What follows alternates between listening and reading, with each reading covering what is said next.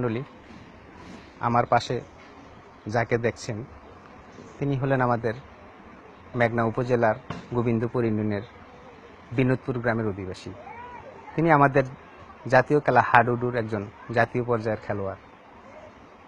ওনার অবদান এবং কৃতিত্ব শুধু দেশ জুড়ে নয়, সারা বিশ্বেও খ্যাতিমান। তো আজকে আসছি আপনার ওনার বাসভবনে বিনোদপুর গ্রামে। তো আমরা ওনার মুখ থেকে কিছু কথা শুনবো, ওনার খেলা বিজড়িত কিছু স্মৃতিময় দিনের ঘটনা। আচ্ছা কাকা, কেমন আছেন আপনি? ভালো আছি ইনশাআল্লাহ।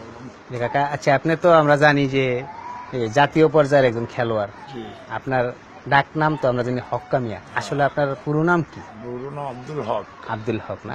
আচ্ছা, আপনি তো বাংলাদেশ ছাড়াও দেশের বাইরেও খেলাধুলা বাড়ি করছেন। গেছি, আমি ইন্ডিয়া গেছি, পালাপানা গেছি, মনে করো পাকিস্তান গেছি, জি জি হাডুডু কাবাডি কুস্তি গেছি। আমি মনে করো খালি বাংলাদেশ দুইটা এমন কোনো ডিস্ট্রিক্ট নাই যে আমি যাই নাই। জি বাংলাদেশ মনে করো এমন কোনো ডিস্ট্রিক্ট নাই, যেগুলো 17টা ডিস্ট্রিক্ট আছে। 17টা ডিস্ট্রিক্ট যেগুলো আছে ছাড়াও এদিকে 64টা ডিস্ট্রিক্ট মানে এমন কোনো ডিস্ট্রিক্ট নেই যে আমি যাই নাই।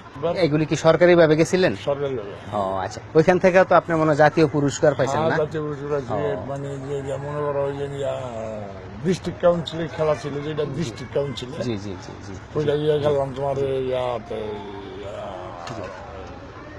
নোয়াখালী থেকে গেছিলাম ফেনীর থেকে গেছিলাম চিটাগাং থেকে গেছিলাম বাইরে, এই পাড়াটানা ইন্ডিয়া গেছিলাম।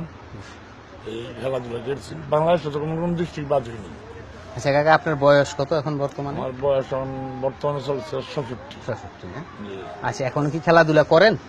এখন খেলাধুলা করি না, মানে তো রোগ হয়ে আছে, স্ট্রোক করলাম মনে করো। নাহলে স্ট্রোক না করলে তো ওই যে ডাই থেকে পাইলো, মনে করো তুমি আমার ওই পারের বাড়িতে জি এরপরও মনে করো তুমি আমি আসলে তবুর কন্ট্রাকশন বুঝে খেললেন এই ডাই থেকে পরে স্ট্রোক করে তারপরে ইদানিং হ্যাঁ? ইদানিং 2 বছর আগে। ঠিক আছে কাকা, আমাদেরকে সময় দেওয়ার জন্য অসংখ্য ধন্যবাদ আপনাকে। ওকে দর্শক মন্ডলী, আপনারা শুনলেন আমাদের জাতীয় পর্যায়ের হাডুডু প্লেয়ার এই হক্কা মিয়ার জীবন ইতিহাস তার মুখ থেকে।